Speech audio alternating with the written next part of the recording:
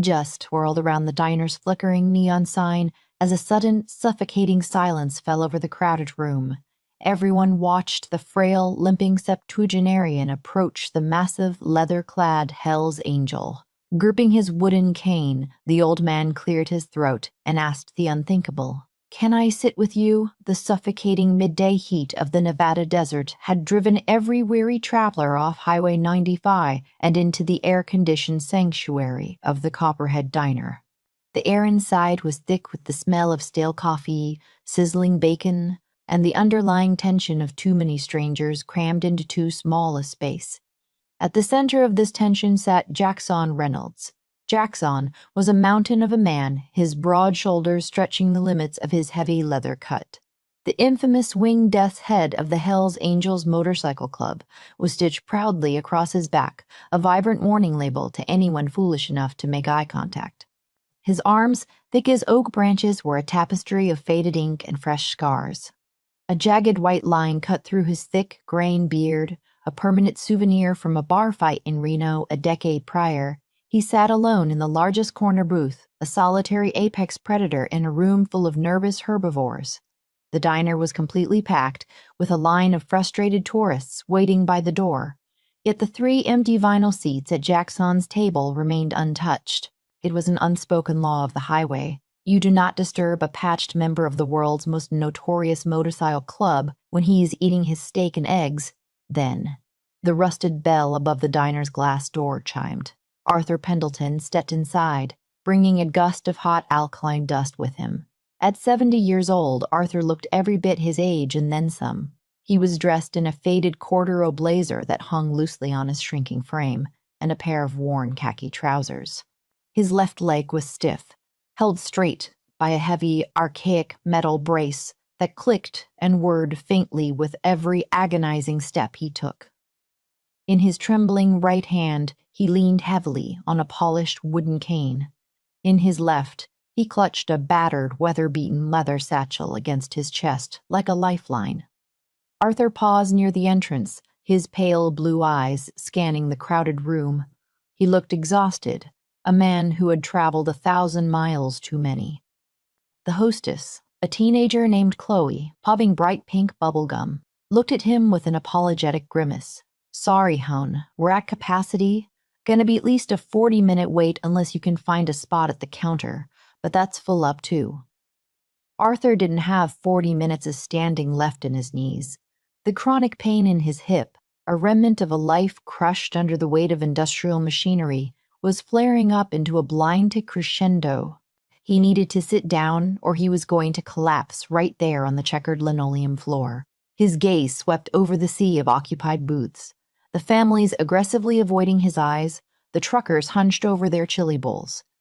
Finally, his eyes landed on the corner booth, on the imposing figure of Jackson Reynolds, and the 3 empty seats surrounding him. The diner seemed to collectively hold its breath as Arthur began to move. The rhythmic clack-drag of his cane and braced leg cut through the low murmur of conversations and the clinking of silverware. He was walking straight toward the corner booth.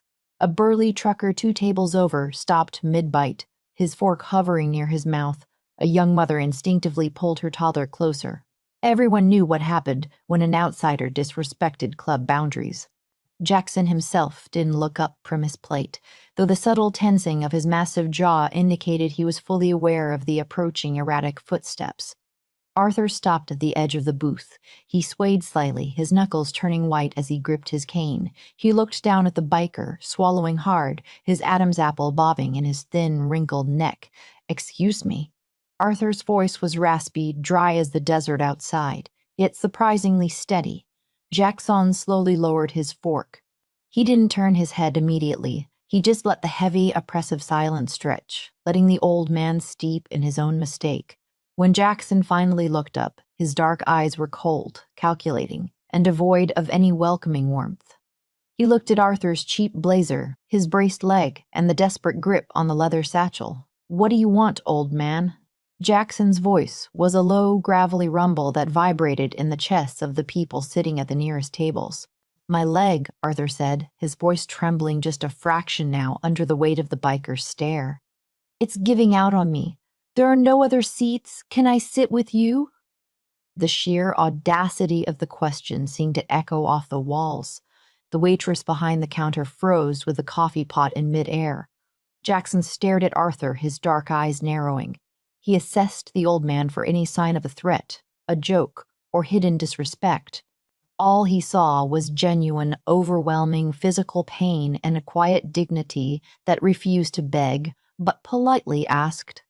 For 10 agonizing seconds, nobody moved.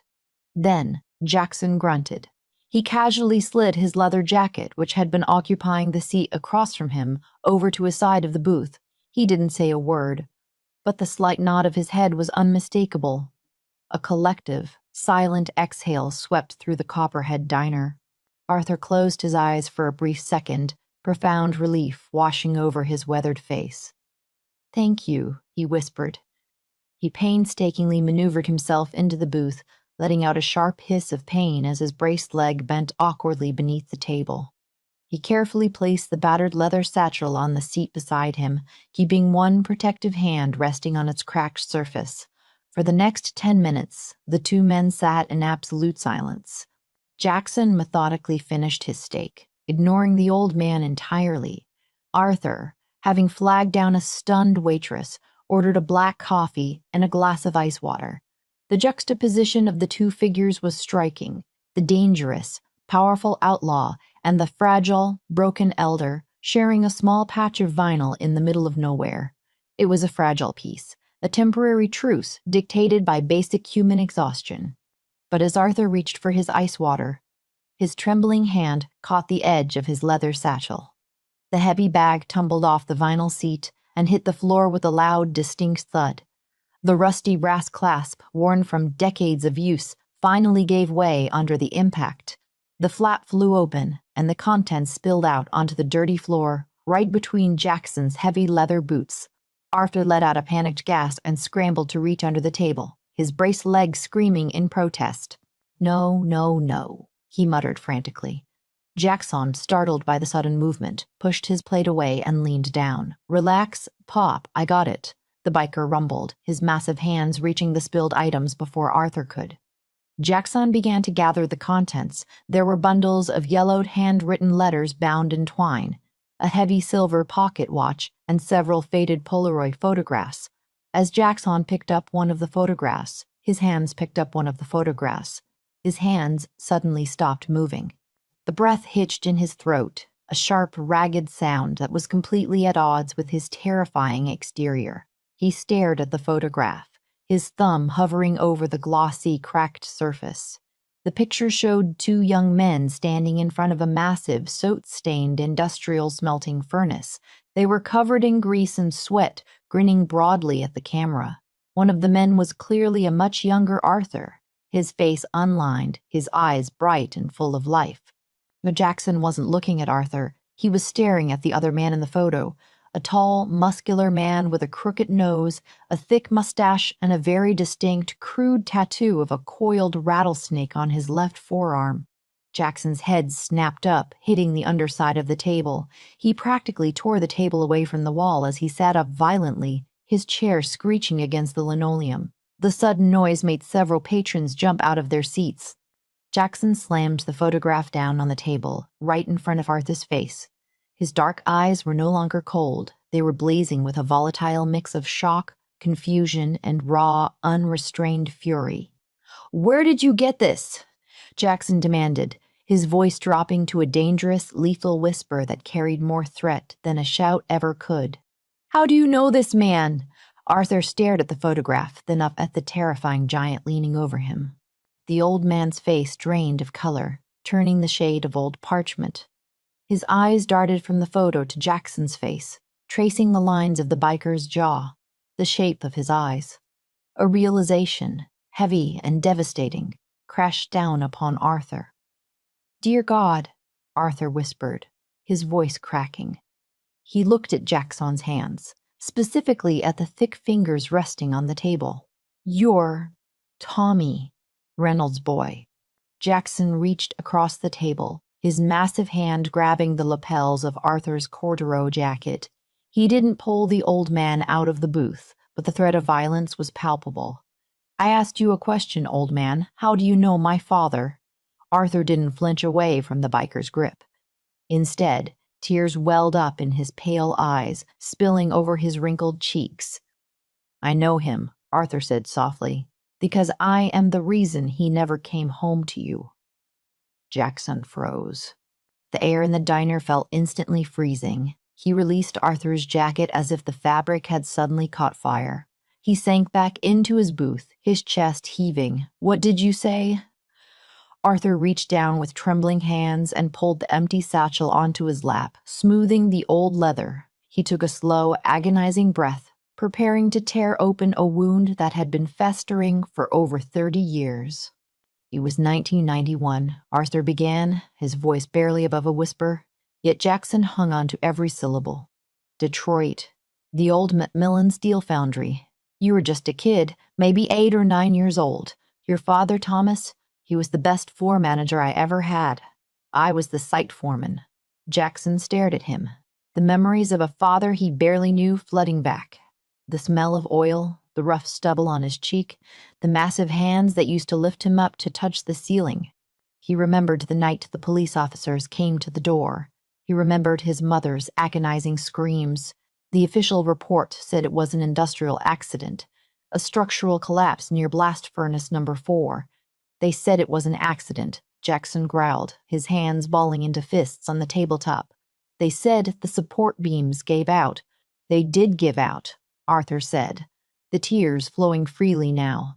But it wasn't an accident. It was negligence. My negligence. My negligence. Arthur wiped his face with the back of his trembling hand. The company was cutting corners, pushing us to meet impossible quotas. The thermal shielding around Furnace 4 was failing. I submitted the reports. I asked for the shutdown, but management threatened to fire the whole shift if we stopped production. I was scared. I had a mortgage, a sick wife, so I signed the safety bypass. I let the men work. Jackson's jaw tightened so hard it looked like it might shatter. He was looking at the man responsible for ruining his life. Without his father, his mother had spiraled into addiction. Jackson was thrust into the foster system, eventually finding his family and survival on the unforgiving streets, earning his violent reputation through blood and broken bones. All of it, the pain, the rage, the scars, stemmed from this frail, pathetic old man sitting across from him. On the night of the collapse, Arthur continued, his voice breaking, I was down on the floor checking the pressure gauges. The warning classens didn't even sound. The thermal barrier completely ruptured. A wave of molten slag blew through the retaining wall. Arthur pointed a shaking finger at his braced leg.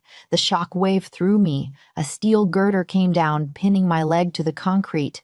I was trapped. The fire was spreading. The heat was unimaginable. Everyone was running, screaming. I accepted that I was going to burn alive right there on that floor. Arthur looked directly into Jackson's eyes. The biker's chest was rising and falling rapidly. But Thomas didn't run, Arthur sobbed. Your father, he came back for me. The roof was collapsing.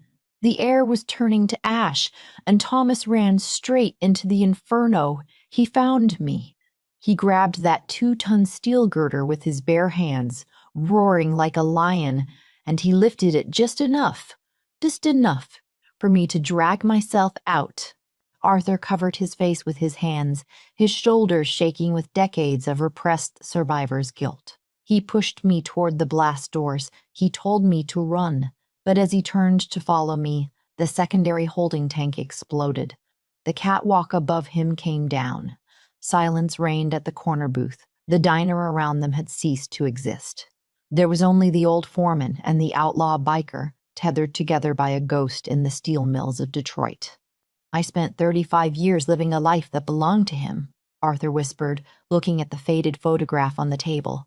I tried to find your mother, to give her the pension, to confess, but she had moved. You were lost in the system.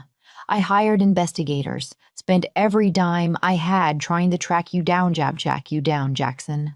I needed to tell you the truth. I needed to tell you the truth. I needed to tell you that your father wasn't just a casualty of a factory accident. He was a hero. He traded his life for mine."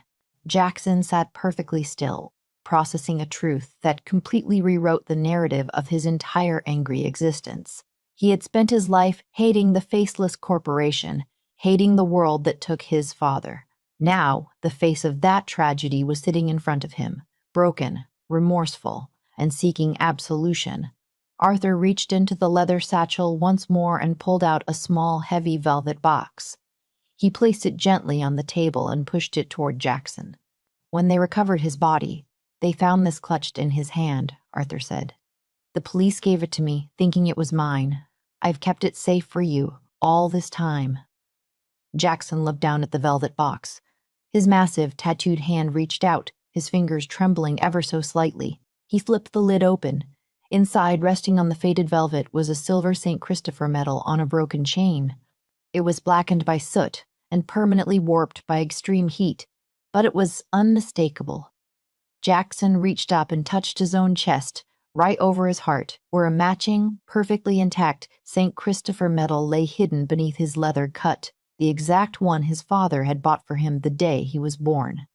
The hardened Hell's Angel, a man feared by gangs and law enforcement alike, stared at the charred piece of silver, and for the first time since he was 9 years old, a single tear escaped his eye and rolled down into his graying beard. The rusted bell above the diner door violently jingled, but neither Jackson nor Arthur flinched. The spell woven around their corner booth was too thick, insulated by 35 years of grief and a charred piece of silver. Outside, the unmistakable gutter roar of heavy Bree twin engines vibrated against the diner's plate glass windows. 3 custom Harley-Davidson motorcycles had just rumbled into the dirt parking lot, kicking up a storm of alkali dust. Through the window, the patrons watched in a new wave of terrified fascination as 3 more men wearing the winged death head patches dismounted.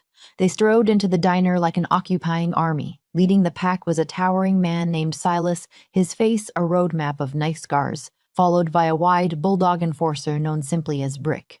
The diner, which had just begun to recover its collective breath, plunged back into a suffocating silence. The waitress, Chloe, retreated behind the pie case, her eyes wide with panic. Silas scanned the room, his eyes immediately locking onto the corner booth. He paused, his heavy boots scuffing the linoleum. He saw Jackson, their ruthless, unshakable sergeant at arms, sitting across from a frail, weeping senior citizen Jackson Didderms, beard sitting in Jackson's beard. Silas and Brick exchanged a quick, dangerous look. In their world, weakness was a liability, and outsiders who caused a brother distress were dealt with swiftly and brutally.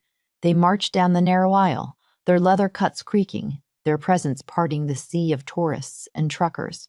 "Everything good here, Jax?"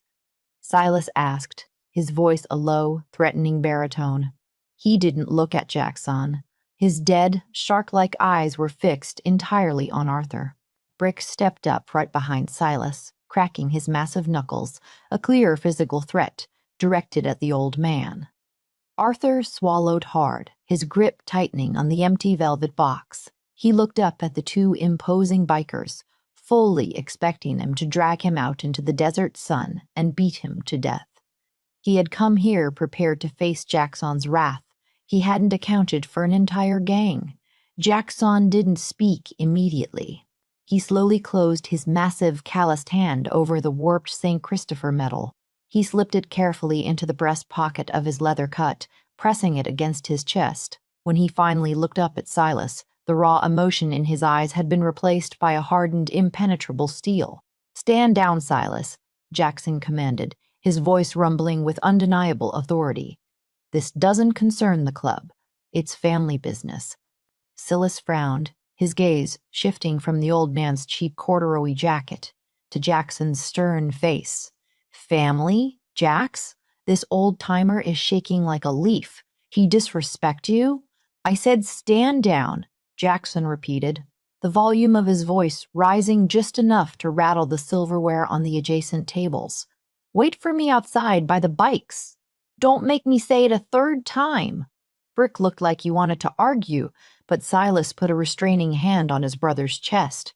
Jackson wasn't just a member. He was a legend in the charter. He didn't question a direct order when his eyes looked like that. With a slow, reluctant nod, Silas backed away. 10 minutes, Jax. Then we ride. As the three bikers turned and exited the diner, the bell jingling cheerfully in their wake, the crushing tension in the room lessened slightly. Jackson turned his attention back to Arthur. The old man was staring at his trembling hands, clearly overwhelmed by the sheer proximity of the violence he had just narrowly avoided. "Why didn't you let them take me?" Arthur asked, his voice raspy and broken. "After what I did, after what I stole from you. You have every right to want me dead.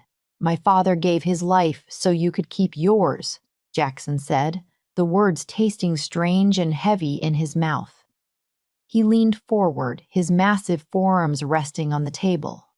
"If I let my brothers drag you out back and cave your skull in, then my old man died for nothing. Thomas Reynolds didn't throw away his life for a piece of garbage. He saved a man. I'm not going to undo his final act." Arthur let out a ragged sob, burying his face in his hands. The absolute grace in Jackson's brutal honesty was more than he could bear. "But that doesn't mean you're forgiven, old man. But that doesn't mean you're forgiven. Old man," Jackson added, his tone growing cold again. "But that doesn't mean you're forgiven, old man. You still signed that paper, so tell me why. Why track me down now after 35 years? If you just wanted to clear your conscience before you meet your maker, you could have written a letter." Arthur slowly lowered his hands. His eyes were red-rimmed and bloodshot. He reached into his battered leather satchel one final time. He bypassed the stacks of old Polaroid photos and pulled out a thick, heavy Mana envelope, sealed with red wax. "I didn't just come to clear my conscience, Jackson," Arthur said, sliding the heavy envelope across the checkered table. "I came to settle a debt." Jackson looked down at the bulky manila envelope, then back up at Arthur. He didn't touch it. "What is this?" "After the accident," Arthur began, his voice gaining a desperate strength, "the Macmillan Steel Foundry tried to sweep the whole thing under the rug. They blamed the structural collapse on a localized earthquake tremor. They paid off the safety inspectors. They denied your mother the full pension, claiming your father was in an unauthorized zone." Jackson's fists clenched. He remembered the eviction notices. He remembered the look of hollow despair in his mother's eyes as the bank took their small home in Detroit. "I couldn't let them get away with it," Arthur continued. "I couldn't sleep. I couldn't eat, so I turned state's evidence. I took all my original safety reports, the ones management forced me to override, and I went to the Federal Labor Board. I sued the very company I worked for, using my own negligence as the weapon to tear them down." Jackson's eyes widened slightly. This was a piece of the puzzle he had never known. The streets had taught him that the rich always won, and the poor always bled. It took 6 years of litigation. Arthur coughed, a dry, rattling sound deep in his chest. "I lost my career, my reputation. The court found the company grossly negligent, but by the time the settlement was finalized, your mother had passed away, and you had vanished into the foster system. The private investigators I hired hit dead end after dead end. You had run away, changed your name, disappeared off the grid." Arthur tapped the manila envelope with a crooked, arthritic finger. "I was awarded a massive whistleblower settlement, but it was blood money. Thomas's blood.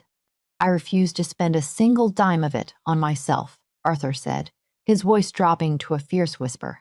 "I lived in a one-bedroom apartment in Cleveland. I worked as a night watchman at a junkyard until my leg completely gave out. I took that settlement and I put it into a blind trust. I invested it aggressively for 3 decades, praying to God that one day I would find the boy Thomas left behind." Jackson finally reached out and broke the red wax seal. He pulled out a stack of legal documents, bank statements, and a notarized letter of transfer. He flipped to the summary page of the primary trust account. Jackson Reynolds, a man who had fought men with broken bottles over $20 debts, stared at a number that made the diner spin around him. The balance was just over $4.2 million. It's legally yours, Arthur said softly. The lawyers finalized the transfer contingencies last week. All it needs is your signature. It's not an apology, Jackson. There is no apology big enough for taking a boy's father, but it's a foundation. It's a way out of this life if you want it. Jackson stared at the paperwork. For the first time in his adult life, he felt utterly defenseless. He looked at the old man. Arthur's skin was sallow, practically translucent under the harsh diner lights. There was a faint, sickly sweet emanating from him, masked poorly by peppermint lozenges. "Why now?" Jackson asked, his voice tight. "Why didn't you just leave it to me in your will?" Arthur offered a sad, broken smile. He pulled back the lapel of his corduroy jacket, revealing a small plastic medical port embedded under the skin of his collarbone. "Pancreatic cancer," Arthur stated simply. "Stage 4. The doctors in Ohio told me I have maybe 6 weeks left. The chemo stopped working a month ago. I couldn't risk the state tying up the trust and probate when I died. I had to put it in your hands myself. I had to look Thomas's boy in the eye." The silence that followed was absolute. Jackson looked from the millions of dollars on the table to the dying man who had spent his entire life trying to fix a single, catastrophic mistake. Jackson had built his life on a foundation of rage, an outlaw code that demanded blood for blood. But sitting here, holding his father's melted St. Christopher medal, staring at $4 million of atonement, the rage suddenly evaporated. It was just gone, leaving behind a profound, exhausting emptiness. Jackson carefully folded the documents and slid them back into the manila envelope. He tucked the envelope securely inside his leather cut. Then, the massive Hell's Angel did something that completely shattered the expectations of every terrified onlooker in the Copperhead diner. He stood up, towering over the booth, and reached out his hand, not to strike, but to offer aid. "Come on, Arthur," Jackson said, his voice surprisingly gentle. "You shouldn't be driving in your condition. My brothers and we're going to escort you to the nearest hotel in Vegas. We'll get you a proper room. You're going to rest." Arthur stared at the massive, tattooed hand offered to him. Fresh tears spilled hot and fast down his cheeks. He reached out with a trembling, liver-spotted hand and gripped Jackson's wrist. With surprising care, Jackson hauled the old man to his feet, supporting his weight as the metal leg brace locked into place with a sharp click. The diner watched in absolute, stunned silence as the terrifying biker carefully handed the old man his wooden cane. They walked toward the exit together, the hulking outlaw in black leather, and the frail, dying foreman. When Chloe, the waitress, instinctively stepped back against the counter, Jackson paused, pulling a crisp $100 bill from his pocket and dropping it on the nearest table. "Keep the change," Jackson rumbled, before guiding Arthur out into the blinding Nevada sun. The dust settled outside the Copperhead diner, leaving a profound quiet in its wake. Jackson never rode with the same reckless anger again. The heavy envelope provided a new beginning, a chance to build a legitimate legacy. Arthur Pendleton passed away 3 weeks later, not as a coward, but as a man who finally delivered a father's ultimate sacrifice to the son who needed it most.